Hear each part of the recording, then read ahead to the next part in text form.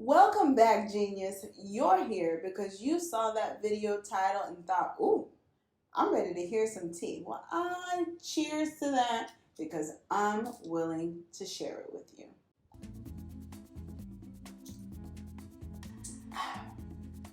If you're going to have a business, be prepared to be sued. Before we get in too deep, my name is Vivian Olodun. I'm an author and an entrepreneur. I wrote the book Stumbling Through Adulthood. Now, I'm not a big fan of long contracts and things like that. Like, I can remember going skydiving or being in Machu Picchu, or even when I went to France, when I was traveling, and I saw contract after contract that even if you do something that's your own fault, that even you could kill yourself and the business is not at fault. Now, I look at these contracts, I don't think anything of it. But as an entrepreneur, I want you to know, if you don't want to be driven to drink, make sure that you have tight contracts. I have a couple stories about this for you, and I'm going to give you 3. In today's video, I figured let's have a little fun. I'm going to tell you 3 sue stories, and I want you to tell me in the comments which one is true and which one is the fake. If you're up for some fun, subscribe and keep watching.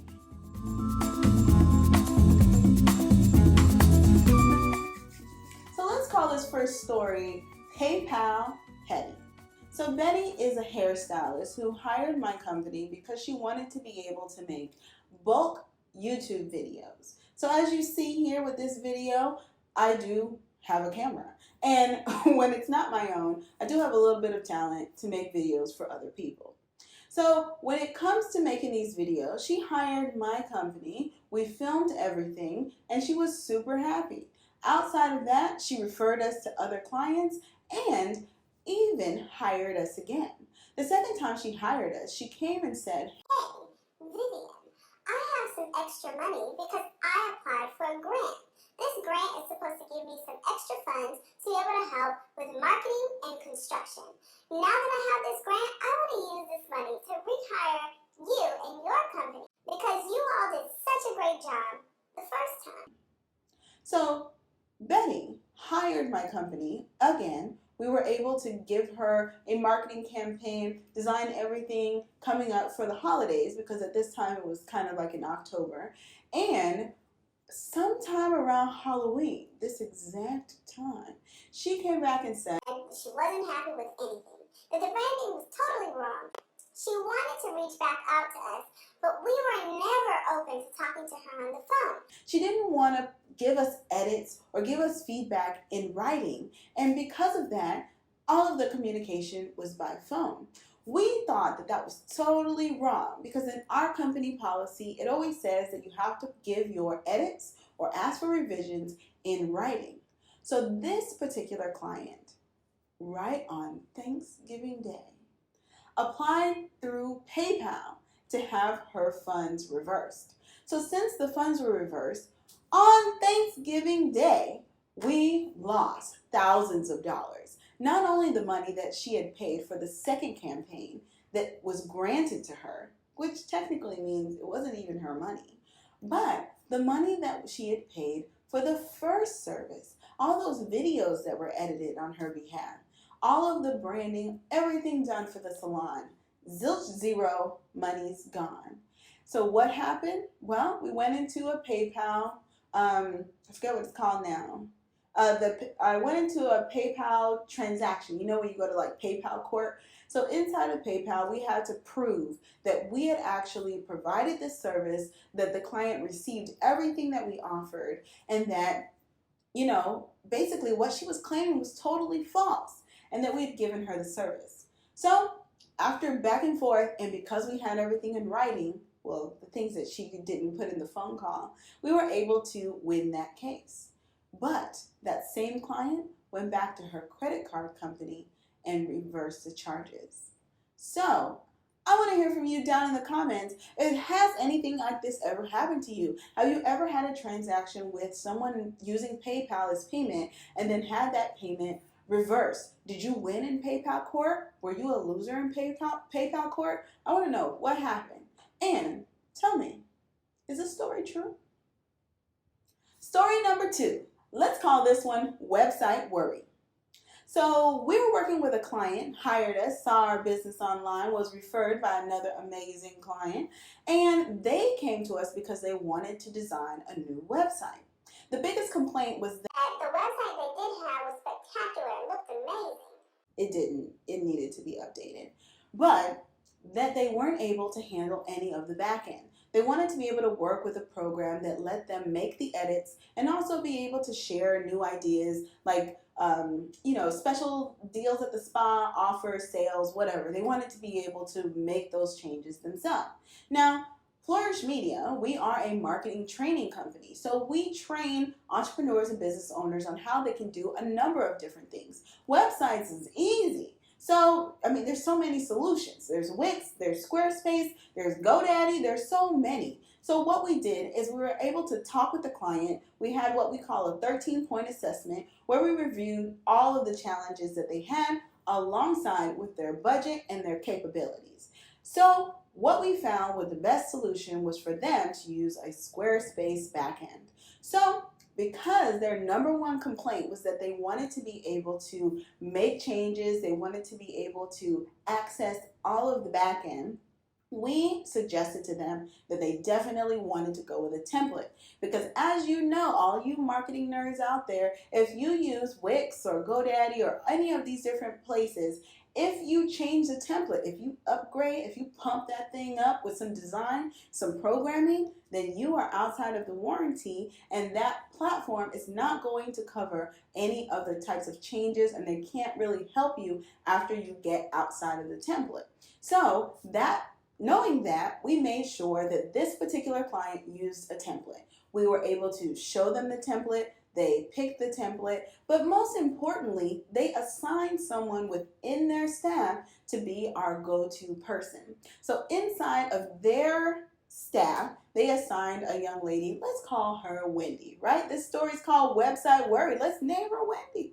So Wendy would meet with us regularly. We had regular meetings bi-weekly. Of course, we have 100% unlimited email, so if Wendy had any questions, she could reach out to us.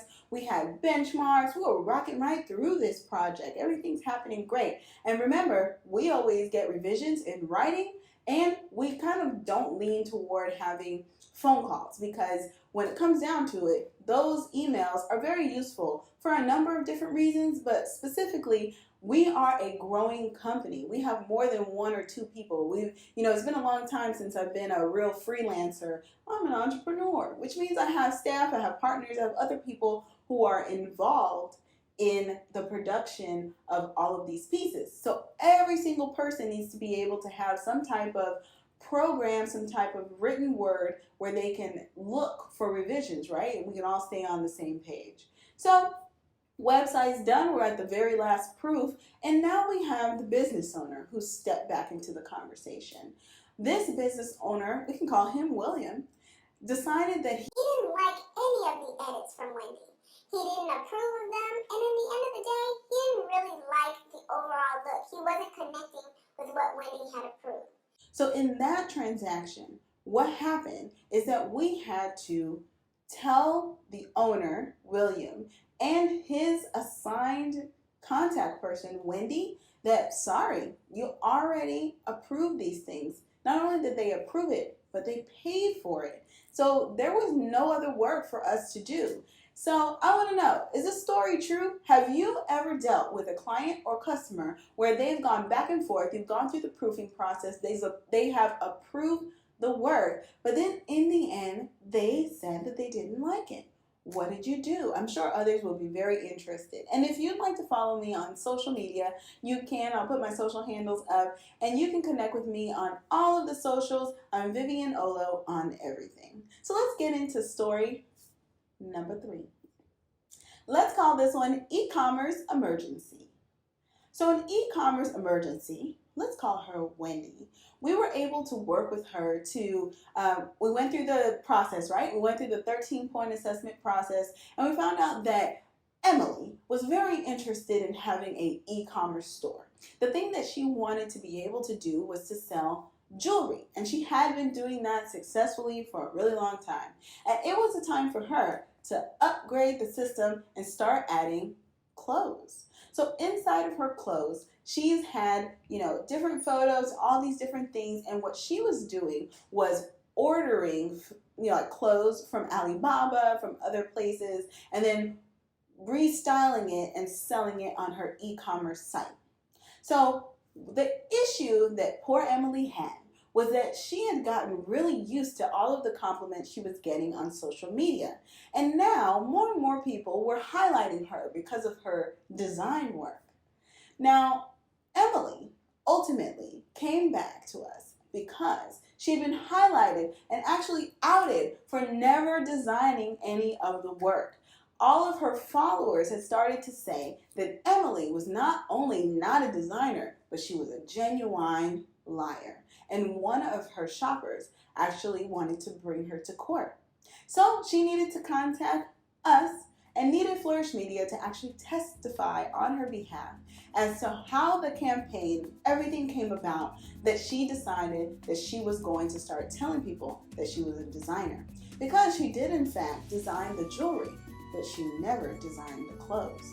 Have you ever been in a situation where you had to vouch for someone, that you actually had to testify in court because they were being sued?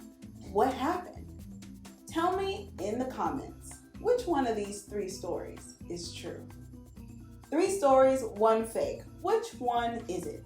Is it PayPal petty? Is it website worry? Or is it e-commerce emergency? For the winner, I'm going to pick at random on the comments. The winner is going to be able to get a ticket to Flourish Media Conference, which is a media conference for women focused on branding, visibility, and funding. And it is a fantastic way to spend time with your business bestie. I'm going to give 2 tickets to the winner.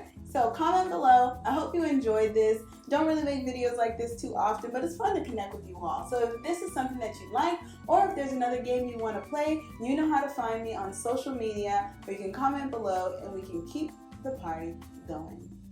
Thank you so much for watching. I hope you had a good time. Bye.